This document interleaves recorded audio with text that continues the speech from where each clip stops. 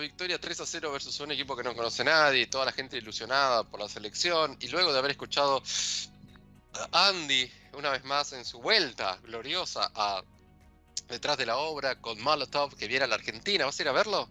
No, no, porque en verdad este viernes voy a ver a Divididos. O sea, si no iba a Me ver a tocó. Molotov. Claro, para juntarnos con... Listo. Lo vengo Nada. avisando desde hace Listo, como listo, 3 meses. listo. O sea, tenemos que esperar 3 meses para salir con vos. En verdad, No, más o listo, menos que sí. listo, Más o menos que listo, sí. listo. Ojalá que Moyo no tenga COVID. Bueno, muchas gracias. Seguimos con el segundo capítulo. Hoy un extenso, un parte 2 con nuestro querido Dani Galán, que ahí está. Muy bien, buenas noches, ¿Cómo bienvenido andan, chicos? ¿Todo Dani. bien? Feliz, la verdad estoy feliz. Me voy a tatuar aquí Giorgia Meloni. La verdad, la verdad que muy contento por cómo estamos encarando el mundo, ¿no? Y creo que acá los tres compartimos lo mismo, así que estoy muy contento por esto. Yo voy a ¿Vos cómo empezar estás? a. Seguro. Yo voy a estar como observador de esto, insisto. Acá la discusión es entre ustedes dos. Yo voy a estar No, como. discusión no, nunca se discute con Dani. Dani es un amigo. Probablemente vayamos a ver algún fenómeno mundial cada vez más aceitado, que son las victorias de partidos de derecha, o lo que conocemos como neoderecha, como nueva derecha, extrema derecha, pero hoy estaba Ultraderecha. leyendo... ¿Eh? Ultra le dicen, la ultraderecha le dijeron. Bueno, hoy justamente estaba leyendo la DW, que es la agencia de noticias de Alemania, y hablaban de posfascismo. Estamos como siempre buscando la forma Me voy un montón. Siempre vamos. Y dale, ya que está, dale, vamos el neonazismo también, dale. Es que es muy curioso, justamente porque nosotros trabajamos un poco estas divisiones izquierda o derecha, y hemos visto que un poco lo clásico de la derecha es la economía abierta. ¿Por qué justamente es interesante pensar por qué estas nuevas definiciones hacen foco en esas reminiscencias de violencia? ¿Por qué hacen foco en estos movimientos? Bueno, anótenmelo por favor, intentaremos dar una respuesta a esto, pero como les decía, probablemente uno de estos nuevos signos de época vayan a ser las victorias de partidos de extrema derecha, así como también, y viene a tiro de lo que estamos trabajando, las manifestaciones contra la violencia. Cuando estaba subiendo un poco el flyer sobre este encuentro, había fotos de una manifestación en Brasil que era contra la violencia. Estoy viendo las noticias, hubieron manifestaciones en México contra la violencia, se están dando manifestaciones inclusive en Irán, en otros países donde están teniendo graves problemas, y hay mucha respuesta social articulada contra estas iniciativas, que es un poco parecido a lo que habíamos trabajado la semana pasada cuando hablamos de lo que sucedía en Argentina, porque es una respuesta muy instintiva, que es una respuesta, yo creo, también muy signada por el miedo. Somos sociedades que ya aprendimos un montón sobre qué sucede con la violencia, que era un poco la idea principal del encuentro pasado, que la violencia política es una espiral, que la violencia política invita a ser desafiada, y que una vez que se da rienda suelta a esos artilugios, lo único que cabe esperar son respuestas. Cuando vemos las noticias ahora este fin de semana son las elecciones en Brasil, y los candidatos están yendo con chaleco antibalas. Que estemos naturalizando esas cuestiones es muy grave, porque también está sucediendo en Argentina. A ver, probablemente, si no me equivoco, Javier Milei, que ya iba hace un tiempo con chaleco antibalas, y es una cagada que tengan que reaccionar así las fuerzas políticas, sean del color que sea, porque justamente estamos naturalizando que eso puede pasar, pero sobre todo lo estamos naturalizando en países donde eso se intentaba superar, por lo menos en lo discursivo. Entonces, en Argentina era una cuestión totalmente saldada. Ahora veremos qué sucede, justamente. Pero es un clima muy, muy temerario que ya venía recrudeciéndose.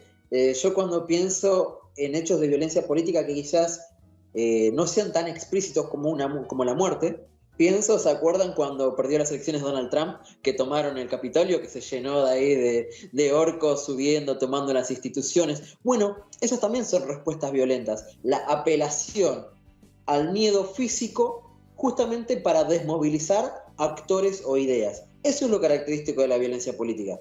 porque si la política es la actividad que incide sobre las personas, la violencia política lo que hace es buscar justamente eso, un efecto sobre determinados actores, sobre los que piensan como uno y sobre los que no, porque aquel que ejerce o defiende la violencia política, un poco lo que hace es decirle a los propios, miren, esto no es para cobardes, y podemos pensar en cientos de movimientos que apuran a sus propios compañeros, a sus propios, las personas que piensan como así, diciendo, no, mira, estas son las formas de hacer política porque la otra no sirve, y a los contrarios decirle, metete en mi camino y te va a suceder esto.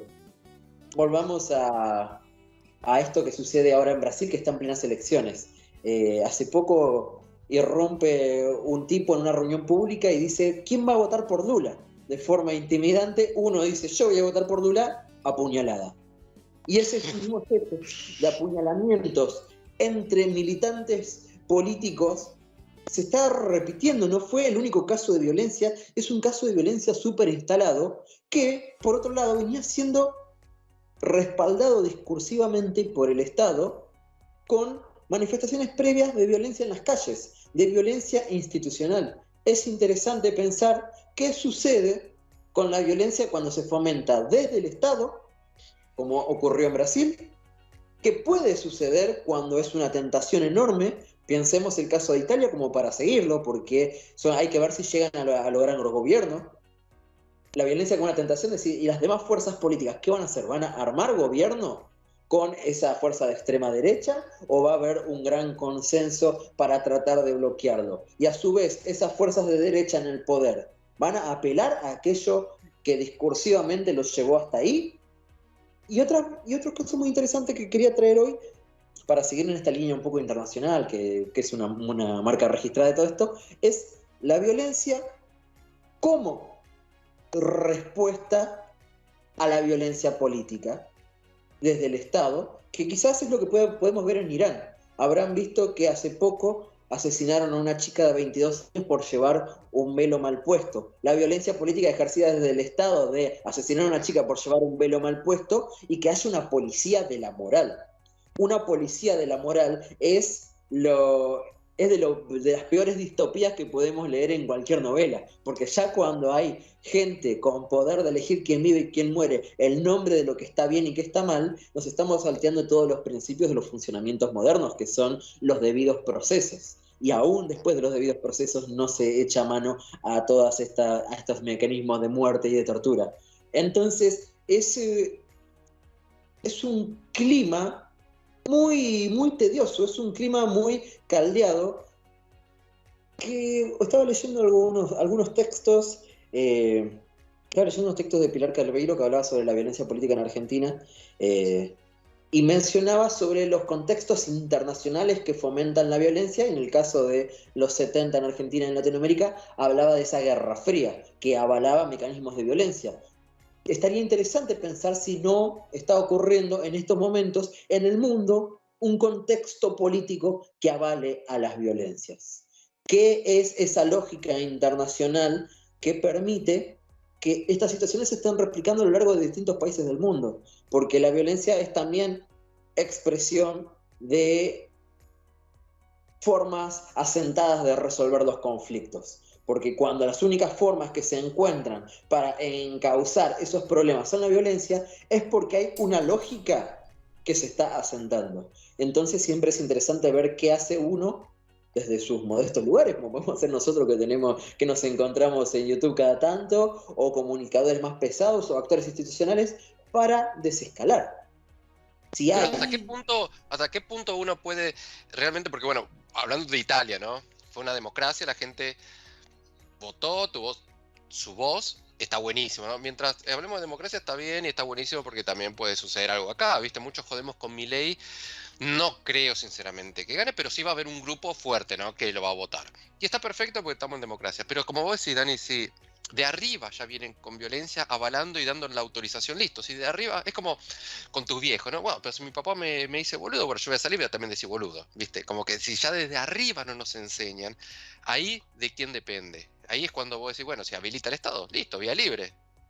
Está buena la lógica familiar, porque justamente son esas lógicas de reproducción. Evidentemente claro, las autoridades estatales tienen una gran responsabilidad en la generación de estos climas, Por eso hablábamos la semana pasada de los gestos de que frente a lo que le ocurrió a Cristina salió Macri, decir uno inesperado, y decir, claro, está bien, es eso, porque las autoridades con responsabilidades públicas son los primeros que tienen que salir a responder y a ejercer un rol de capacitador, de por lo menos establecer qué es lo que se hace y qué no, hasta dónde se puede y no, porque justamente creo que son después de los grandes sucesos que uno toma nota de las microviolencias.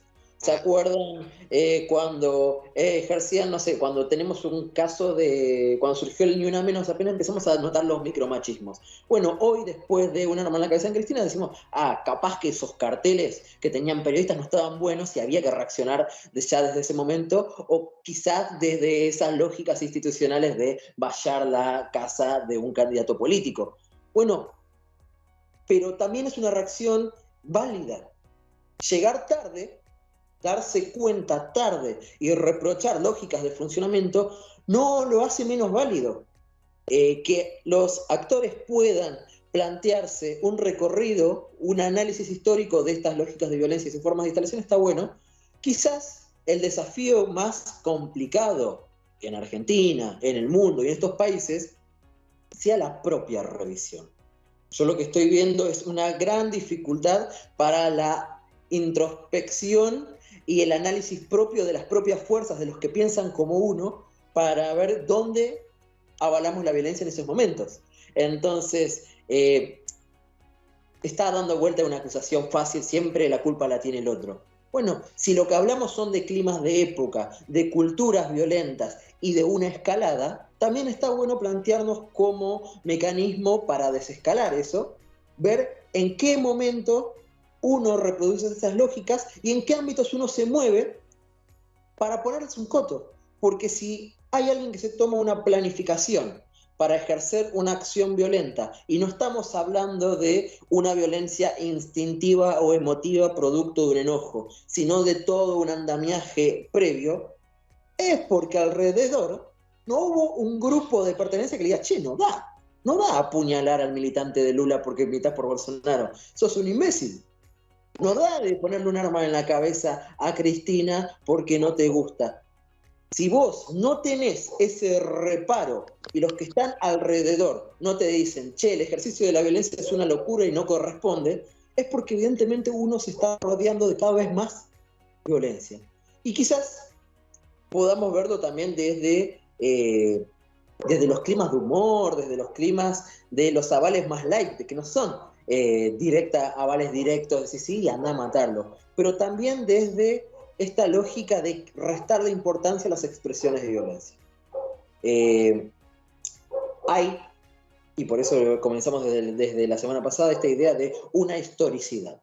Bueno, hay grandes aprendizajes para hacer al respecto a lo largo de la historia. Y si la historia ya nos habló de climas de violencia, de contextos internacionales y sobre todo de gestión de crisis, bueno, algo habrá que darse en estos debates a nivel mundial y como país, porque evidentemente salidos de estas grandes crisis, que ya uno no sabe cuándo vamos a salir, estamos pronosticando la salida de las crisis. Hace 2 años dijimos, ya está, llega la vacuna y después la guerra, y decir, bueno, en algún momento se termina. Así vivamos en un contexto de crisis, de agudización o de salida, también son grandes debates que tienen que darse las fuerzas democráticas y sobre todo las fuerzas que tienen responsabilidad clara, concreta. En este sentido, me parece que queda bien claro el rol de las autoridades políticas tradicionales, pero también tenemos que pensar en los grandes actores, como pueden ser, por ejemplo, sectores empresariales o de comunicación. Ya hoy por hoy sería un sinsentido apelar a restar de importancia a los que desde hace décadas se conoce como el cuarto poder y demás. Entonces, lo interesante sería pensar cómo se pueden ejercer esos nuevos consensos. No tengo Sí, ahí también ojalá hay supiera. Ojalá dijese, convoca uno a una mesa de diálogo y dicen, bueno, nos ponemos a aislar estos grupitos violentos, porque hoy la violencia es algo que vende. Es un elemento de consumo. Y no hace falta verlo en estas lógicas solo en los políticos, donde es más fácil ser viral. mediante el ejercicio de una puteada, de un chiste, de un discurso tipo Twitter, ¿viste? Entonces le tirás un centro, un gancho al estómago a tu contrincante y decís, listo, con esto la pego. Porque se puede ver en las grandes figuras esta lógica de buscar siempre el recorte, de buscar ese bloquecito que lo dispare al conocimiento, a ese estrellato efímero. Y la violencia es un discurso a mano. La violencia es un recurso es un recurso que vende. Y está bueno esto de hablar de la calor, porque lo planteo así como, analicemos cómo reacciona estadísticamente el aumento de la temperatura con la violencia también. Como para prestarle un poquito de atención a lo que vaya a suceder en Latinoamérica de acá. Lo sabemos nosotros los argentinos desde 2001 que cada diciembre en Argentina es diciembre. ¡El Telefe! No, ahí lo que quería acotar es que también hay va a haber un gris en todo esto, obviamente. No es todo blanco y negro. No es que, bueno, nosotros hicimos mal tal cosa y ellos hicieron mal tal otra. ¿Por qué? Porque yo ya me veo venir la discusión de esto no es violencia, es expresión. Con la censura y todo eso. Claro, o sea, yo ya veo que no nos quieren callar, pero nosotros no estamos haciendo ni un acto violento. Está bueno hablar esto. Está bueno hablar esto, plantear el tema de la historicidad, ¿no? El tema del tiempo, ¿no? Cuando vos estabas comentando de actos violentos o microviolencia, lo primero que se me vino a la mente es la frase característica de todo político recién asumido en el cargo. La gestión anterior dejó esto así. Esa es genial. Eso, pero... una vez. 2 veces. Pero asumalo. Y ya, no, la gestión anterior. Aparte me causa gracia porque han dicho la gestión anterior. Y la gestión anterior era el mismo partido. Era otra persona, el mismo partido, pero la gestión anterior. No, entonces, pero eso genera. Claro, pero siempre genera esa cosa de, como decías vos, echarle la culpa al otro. Pero echarle la culpa al otro. Lo tenemos tan institucionalizado a nivel social, está tan afanizado, que decir, esto, mirá, la verdad que todo Pepito lo dejó mal, ya es un acto de violencia de por sí decirlo. Pero no porque está mal señalarlo, sino que la suma de che, el otro está mal, ya genera un límite, ya está, es como la gota que rebalsa el vaso cada vez que lo dicen, ¿no? No, porque el otro cuando el PAMI lo dejó con 3 sillas nomás. Ah, pero cuando lo agarré yo había 2 jubilados nomás. Y así se van tirando la pelota. Decís, pero bueno, ahí nosotros, ¿no? Nosotros estamos acá hablando. No, acá me voy a un Fantino. Explicale a la señora, a mi tía, el Chaparmalá, que no entiende. Pero, ¿cómo hacemos o cómo intentamos las personas seguir viviendo sin que todo este clima que vos estabas comentando nos afecte? Porque aparte, a todo esto también se me viene la famosa imagen de la familia, que es la cena familiar. Nadie se le ocurre hablar de política, porque siempre hay una tía, un tío, un padrino, alguien que es como que explota la cuestión política. Y no es que porque piensa distinto se genera un debate intelectual y... No. Puteada en el medio, puteada mediante... Y otra puteada. Mientras más tarde, más y mientras se sirve más ensalada rusa, putea todavía. Fijémonos, entonces, esa lógica está buena, la del ejemplo de la mesa familiar, porque no hagamos enojar al tío, no saquemos el tema. Es un poco el efecto político de esas acciones de violencia, ese efecto desmovilizante. Te terminan censurando. Si me vas a sacar carpiendo y me vas a ocullar y sé que termina todo mal y nos vamos todos enojados. Bueno, justamente la exigencia de lógicas de funcionamiento distintas, yo creo que van a ser un poco los nuevos movimientos y las expresiones de la nueva política. Yo comparto que hay un hastío contra formas de viejos ejercicios de poder, que es esto, de él echar culpas y no dar respuestas. Porque si hoy pueden proliferar movimientos a través de discursos violentos, es porque también hay un vacío de respuestas. Yo estaba leyendo un poco sobre esta amiga Giorgia en Italia, Y la campaña no fue una campaña solo de expulsemos al inmigrante, sino también fue una campaña inteligente en algún sentido de consolidar el voto propio y decir, no, hay algunas ayudas sociales que se mantienen, hay que superar, o esta misma idea de dejar de, no sé, malgastar esta cuestión del gasto público, de meter un poco esa lógica de derecha revistiéndola. Pero ahí hay por lo menos, y creo que nos dejan de aprender, de enseñanza estos movimientos, no sus técnicas, no sus recetas, pero sí el hecho que los hace tan populares es que ofrecen respuestas. Sencillas, malas y perversas en muchos sentidos, porque buscar un chivo expiatorio siempre es lo más sencillo. Pero entonces lo que tienen que hacer, lo que tenemos que hacer aquellos que creemos en los movimientos ciudadanos, democráticos, es buscar esas respuestas a los problemas concretos y escaparle a las evasivas. Porque esto que mencionamos de echarle la culpa al anterior o de no hacerse cargo de las problemáticas no es más que una evasiva, y también hay algo muy respetable en la ciudadanía, que es el hastío y es el dar, porque nos damos todos cuenta cuando se trata de una evasiva. Nos damos todos cuenta de cuando se trata de no hacerse cargo de algo. Entonces, como enseñanza que nos dejan estos nuevos movimientos que se basan en formas explosivas que acaparan toda la atención por su apelación directa a la violencia, hay que quedarse con esta búsqueda de respuestas y hay que encapsular y aislar las posibilidades o las barajas de apelación a la violencia. Porque si eso se destapa cual caja de Pandora, la violencia no hace solo que crecer en espiral e invita a ser desafiada. Y ese desafío constante termina en un impredecible. Y el impredecible nos lleva nuevamente al agravamiento de todas las condiciones previas que nos llevaron a esa problemática. Porque nada se resuelve en un contexto de incertidumbre. Todo requiere cierto marco, y ese marco son los grandes consensos. Las salidas violentas impiden, por definición, los consensos. Entonces, hay que trabajarlos en función de grandes acuerdos ciudadanos que nos permitan decir, esto no. Peleas mano a mano entre militantes no, y tampoco entre militantes de mismos espacios. En Argentina tal vez lo que veamos de acá en adelante, por ejemplo, sea el aflorar de las internas. Y van a haber gente sacándose los ojos al interior de su propio partido. Bueno, eso también va a llevar mucho descreimiento. Y esas internas a cielo abierto, esas internas a cielo abierto no van a hacer más que también alimentar a muchos sectores que van a decir, ves que eran todos lo mismo. Bueno, evitarle a las respuestas sencillas, evitarle a las respuestas que buscan chivos expiatorios, porque no conducen a nada. Ojalá las problemáticas sociales fuesen sencillas y unidireccionales y hubiese un chivo expiatorio.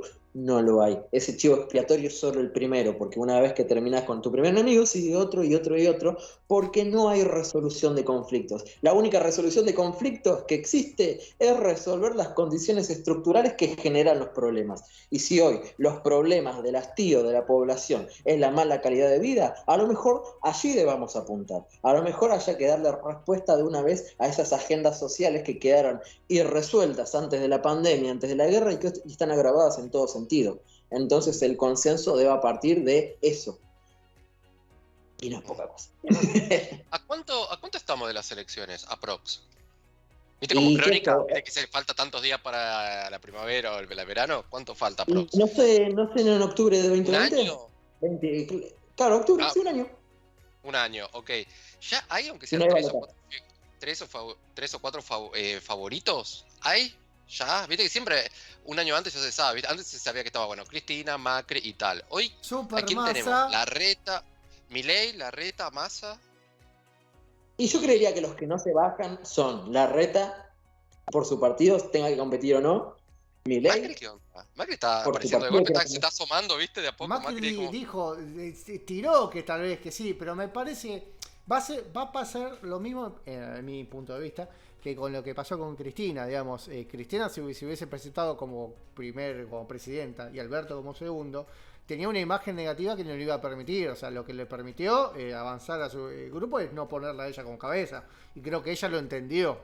ella vio, lo que entiendo yo en su momento, esto de análisis Andrés, que de política hasta la esquina nomás, nada más. Tipo, vio ese análisis y me parece que Macri va a tener haciendo lo mismo, se va a ir como el segundo de Larreta. Yo no la veo. Yo creo que el juego de Macri hoy es el ser el gran ungidor de un candidato, y él sabe que en el momento mismo donde da su aval a un candidato pierde ese poder, porque dice, ya dije, mi candidato es este, listo. También creo que lo que sucede, es muy interesante pensar el caso de Alberto Fernández, era un candidato impredecible un año antes. Nos enteramos de su candidatura a último momento y fue un gran emergente. Es un problema lanzarse mucho tiempo antes porque te lleva al desgaste. Para tener el caso de Larreta. Larreta está lanzado desde hace muchísimo tiempo. Mismo Alberto, que decía, no, yo quiero ir por la reelección, y cada vez que pensamos en Alberto y su reelección nos matamos de risa, ¿no? Entonces... Igual es Argentina, ¿eh? Es Argentina. Es Argentina, puede pasar. No, yo creo que el estigma de Macri de ser el presidente sin reelección que pierde en primera vuelta es muy grande. Nuevamente, nunca podés retirarte antes de tiempo, porque si no nadie te da bola. Si hoy Alberto dice yo no me presento, y bueno, de pronto ya no lo mira más nadie. Macri no podía bajarse de esa candidatura antes de tiempo porque hubiese sucedido exactamente lo mismo. Yo creo que da todo para las grandes emergentes de último momento. Hay un desgaste natural para los prelanzados, por ejemplo Milei, probablemente, salvo que tenga algunas intervenciones brillantes, se va a ir desgastando. Le pasa cada vez que habla, cuando habla de vender pibes, vender órganos, y esas lógicas que dice, capaz que no. A lo Homero Simpson, capaz que no era el brillante político que pensábamos, que está dando vuelta en el piso. Así. Sí, pero la gira que hizo esta Milei por distintos barrios y eso, que ya notó que no le fue bien. Que esto lo puedes tomar como negativo o como punto a mejorar. Tipo, eso también, haberse lanzado antes, tal vez eso lo prueba o lo pone en una situación donde yo tengo que mejorar acá, porque tal vez hay cosas que si vos no te postulás a tiempo, nunca te enterás. Nunca pasás por ese examen.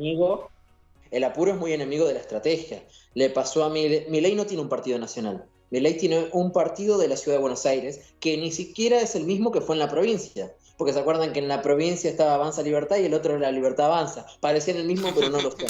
Entonces, tienes que conformar un partido nacional, y en ese apuro hizo alianzas en Tucumán con el partido de Bussi, que es un ex familiares de genocidas. Bueno, el apuro, si no lo haces con... Uno tiene, el pasado es el pasado, siempre tiene un tío medio genocida en la familia. Pero, y contame un poco, Massa, con todas estas medidas económicas que está haciendo, vino como El Salvador y de poco se está quedando muy para atrás, ¿no? Como que no. El lanzarse demasiado tiempo antes. Yo no lo veo a Massa lanzándose para el año que viene, lo veo llegando con el caballo cansado, y a lo mejor, si tiene algún resultado, se puede redimir para una próxima elección. Pero un mejor resultado de una inflación que tenemos nosotros por el orden del 80%, y es llevarla a 50%, es muy poco probable que ganes una elección con esos niveles de inflación. Entonces, el candidato del Frente de Todos probablemente deba ser un no Massa y un no Alberto. El Frente de Todos tiene distintos sectores y no le va a ser difícil encontrar un no Massa, no Alberto. Te voy tirando un par de nombres y describime en 2-3 palabras. Tampoco te vayas mucho, pero a ver, 2-3 oraciones son sencillas. Bullrich. Bullrich creo que es justamente la gran incógnita. Nunca se animó a dar una interna política, y todo apuntaría a que es su último tiro, pero sería un desenlace sin antecedentes, animarse a esa gran interna con todas las posibilidades de perderlo. Ok. Carrió. Lilita, siempre está. A mí, a Lilita, dámela siempre porque hace todo esto entretenido. Cuando se da cuenta que se está apagando y que se están dejando hablar de ella, sale a pegarle a todo. Y después el último que la ligó fue Rito, donde dice, che, acordate que tenés narcotraficantes dentro de nuestro partido. ¿Cómo? Así capitaliza ella.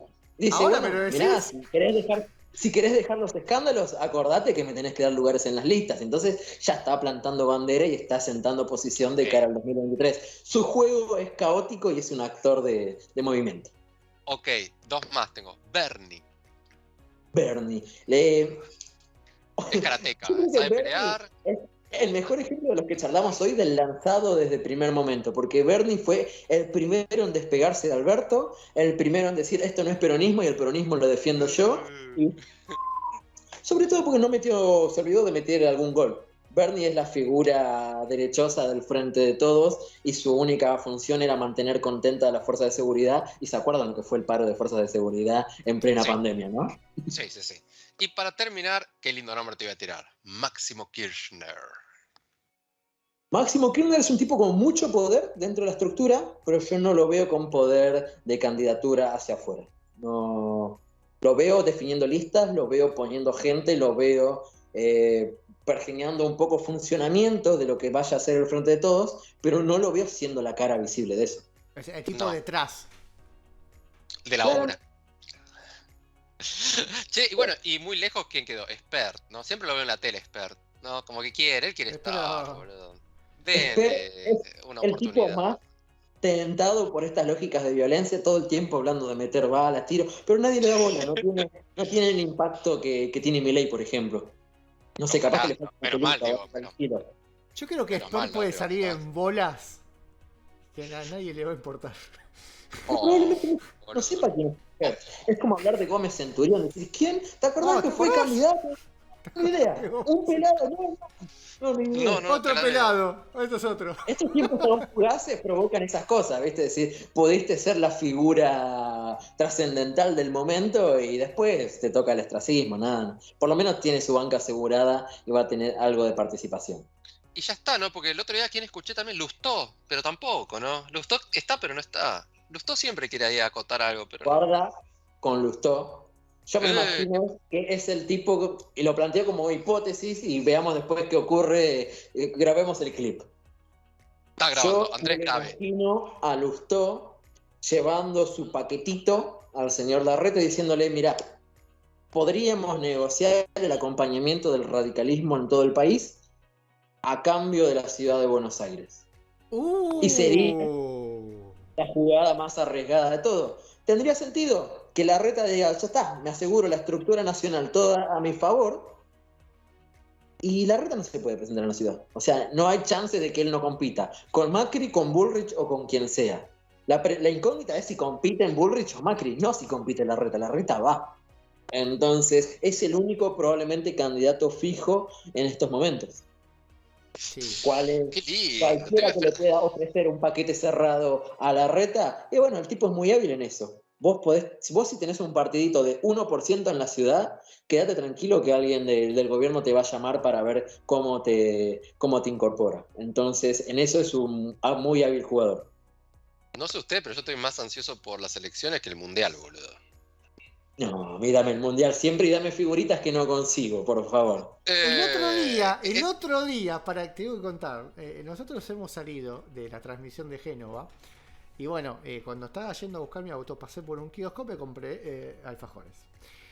Yo termino de comprar, ¿no? Y cuando el chabón, mientras me está dando el vuelto, entra un chaboncito que claramente estaba trajeado como para salir por ahí por la zona de Palermo, porque no es que vino en ojota, jogging y con un loro en la esquina. No.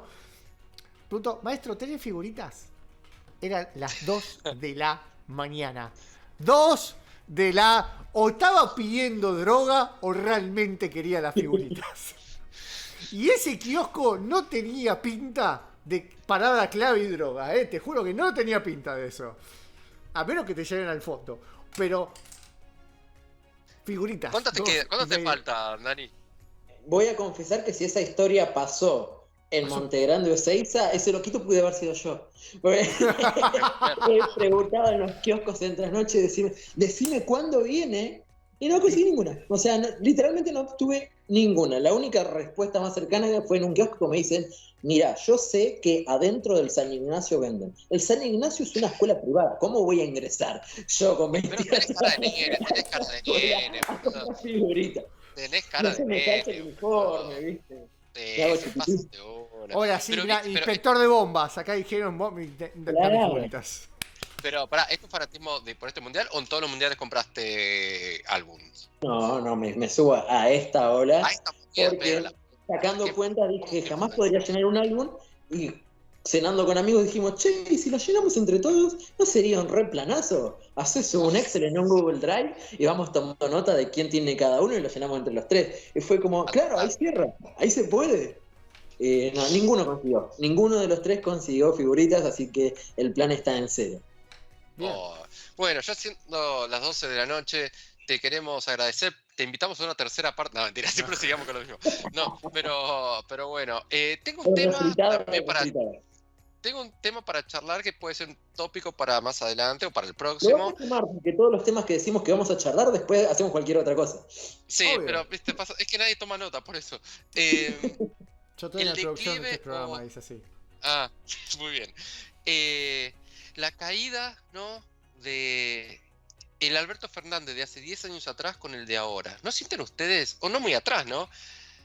Que es otra persona. Primero avejentó 10 años, que es ¿Qué mierda entendible, pasó ¿no? Como ahora? que dice, bueno, no, pero como que si ven videos, ¿no? En YouTube, lo bueno que en esta época moderna, ¿no? Ya no es como hace 20 años. Ah, qué 20 años. modernidad. Sí, Bueno, hay videos donde está un Alberto insultando a Cristina, no insultando, pero bueno, en contra de Cristina, firme, con hombría, era el macho semental, era Rocky, y hoy tenemos a esta persona que, no sé, mi franela tiene más autoridad, ¿no? Tema para charlar, ¿no? Te lo dejo picando para la próxima si te interesa, ¿no? Como analizar qué pasó o comparar, ¿no? El Alberto de hace 10 años atrás con el de ahora, ¿no? Avejentó, no tiene poder de decisión, cada vez que dice algo, no sé, tiene que estar uno atrás diciéndole, esto no. Nada, eso, ¿no? Como, ¿qué pasó? ¿No? Como el Sé que hay un Alberto... nombre, voy a buscar el concepto. Porque si no me acuerdo es algo así como el efecto Obama o algo así, pues se lo ven todos los políticos. El ejercicio del poder es un renunciamiento a la vida, un poquito. Algo pasó, boludo. Por eso yo nunca quiero ser presidente, no me quiero avejentar. Es que Me parece que yo soy presidente, ¿sabes qué? Todos... Todas putas, vamos. No. Yo creo que en Argentina todos compiten cada vez que uno se postula y gana la presidencia por el puesto del peor presidente del país. Tipo que es como es una competencia que no da tregua, pasa uno, ese es el peor. Pasa el otro. El efecto de la rúa, no sé, dicen que soy aburrido. De la rúa no le gana a nadie, A De la Rúa no le ganan, me parece, viene muy... No, viene pasa de la puesto, Rúa lejos. tuvo una cuestión de salud en medio también. No, pero siempre fue así, boludo. ¿O no? No, tuvo una cuestión de salud ahí en el medio y quedó medio para otro lado. No sé, ¿qué? ¿Una CB? ¿Qué? No sé. Sí, creo que tuvo un principio de ACV, un pero infarto. cuando fue a Tinelli dijo, no, después a la semana de asumir. Uy, bueno, no había recambio, no se podía decir, ¿no? Con este análisis que plantea Marian, si nos pusiésemos a revisar las historias médicas de los presidentes, que si no me equivoco, Nelson Castro creo que tiene un libro sobre eso. No lo leí ni en pedo, ni lo voy a leer, ¿no? Pero hay algo con llegar a esos lugares hay algo con llegar a esos lugares de poder y que el cuerpo pase factura constantemente, y yo creo que tiene sentido. No, debe ser un estrés de la puta madre, boludo. Pero tenés que ser un poco inconsciente para saber que de pronto de tus decisiones depende tanta gente. Ver que se mueve un porcentaje pequeñito de la pobreza es un montón de gente. De la indigencia, cada numerito, cuando tomás conciencia de lo que eso implica, debe ser terrible. E inclusive creo que Alberto hoy debe estar feliz con el caso de Massa. Decir, listo, tomá, te llevaste el paquete completo. Alberto, probablemente en su futuro, vaya a tener más que ver con las relaciones internacionales. Ahí él es bueno. Es lo único probablemente en lo que es bueno. Hablando afuera. Como Cavallo, ¿no? Viste que Cavallo la rompe en Europa, ¿viste? Alberto es un gran canciller. Después todo lo interno le pifia. Pero probablemente, salvo cuando se quedó dormido, ¿no? Como presidente es un embole, boludo. Yo también, somos honestos, boludo, es un embole. Yo soy presidente, amigo. Ni en pedo me voy a fumar 10 horas de eso, digo. Yo sería muy claro. Imagínense acá nosotros tres. Yo pido la vicepresidencia, ni en pedo soy presidente. ¿Ustedes qué quieren ser? Yo quiero seguir siendo el chabón que toma mate en la nube. A mí no me rompan la pelota. A mí no me metas. Tengo tres puestos. Tengo presidente, vice y ministro de Economía. Yo pido vicepresidente porque soy autoritarista. Le queda presi y ministro de Economía. Elijan. No, bueno, presidente. Antes que ministro de Economía. Porque bueno, de última digo, renuncio. Chúpame la pija todos. Renuncio. ¿Sabes qué? No me rompan, me echame los huevos. Renuncio. Hagan elecciones, se van todos a la mierda. Y ya está. No, somos Ya yo, está. boludo. Si vos te vas, Ya está. no, si vos te vas, me cagas a mí. Me jubilo con privilegio de por vida. Ya está. No, boludo, si vos te vas, me cagas a En mí. esto de lo ingrato, probablemente una de las mejores figuras de la economía en Argentina, que es una figura de consulta aún hasta el día de hoy, es Labaña. Labaña, el ministro que fue de Duhalde y de Kirchner. Realmente la época del gobierno de Kirchner, el primer gobierno de Cristina, en términos generales fueron muy virtuosos. Entonces, Labaña, habiendo solo cosechado éxitos, perdió terriblemente las elecciones cuando se presentó. Entonces, hay algo ahí de nunca vas a dar abasto en estos contextos. Entonces, también está bueno pensar nuevas lógicas donde quizás no hagan falta liderazgos mesiánicos, sino proyectos. Es más fácil presentar un líder que presentar un proyecto, pero a largo plazo es el proyecto el que te va a definir el rumbo del país. Labaña es el Bianchi del fútbol. Viste que Bianchi era un crack en Boca y nunca pudo, no sé, o nunca se quiso postular en la selección, o como Maradona, ¿viste? No se postuló en la selección porque está peleado con Grondona. O Grondona no lo quiso. Grondona, ahí hay un capítulo, el modelo que implementó Grondona en la FIFA sin saber hablar inglés, es un ejemplo literal de análisis en cátedras de ciencia política. Anotalo, necesito también. Bueno, ahí ya tenemos 2 temas más, ¿viste? Para el efecto. Acá vamos con el cuadernito Grondona, capítulo. Ese y el efecto, si querés llamarle el efecto Obama o lo que fuera de Alberto, también me llama la atención. Y, boludo, iba a decir algo más, está bien. Esto es producción en vivo. Vos te no, podés estar. ¿Cómo que no es una reunión de producción? ¿Vos estás transmitiendo? ¿Esto está en vivo? Esto está en vivo. 18 de octubre. ¿Vuelve a estar Dani? 18 de octubre. Elegí. ¿Grondona o efecto Obama? Eso los morochos del conurbano, como yo, tenemos una jirafa potente los 17 de octubre. Así que veremos cómo llego a ese 18. Bueno, Está bien. Y después me gustaría hablar, que algo que nunca sabremos nosotros tres, ¿no? Pero las tareas del presidente. Algo muy básico, ¿no? Yo no sé qué hace el presidente. Administra y gestiona el Estado. Es muy amplio. Es muy amplio, claro. Yo quiero...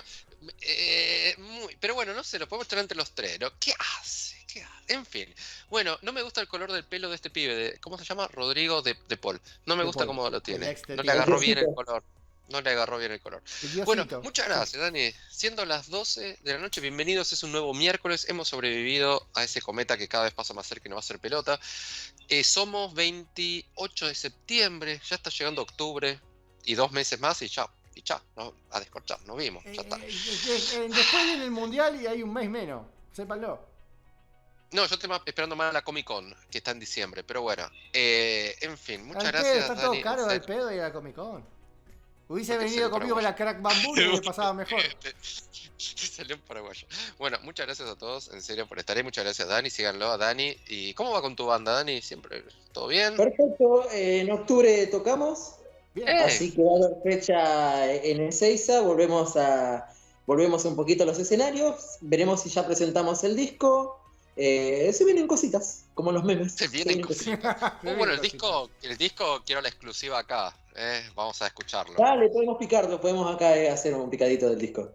Ahí va, buenísimo. Agendamos para esa fecha más o menos. Bueno, muchas gracias, Dani, muchas gracias, Andy. Nada, nos vemos el martes que viene. Esto fue Difusión Parlante y chao. Ya está, es lo que hay.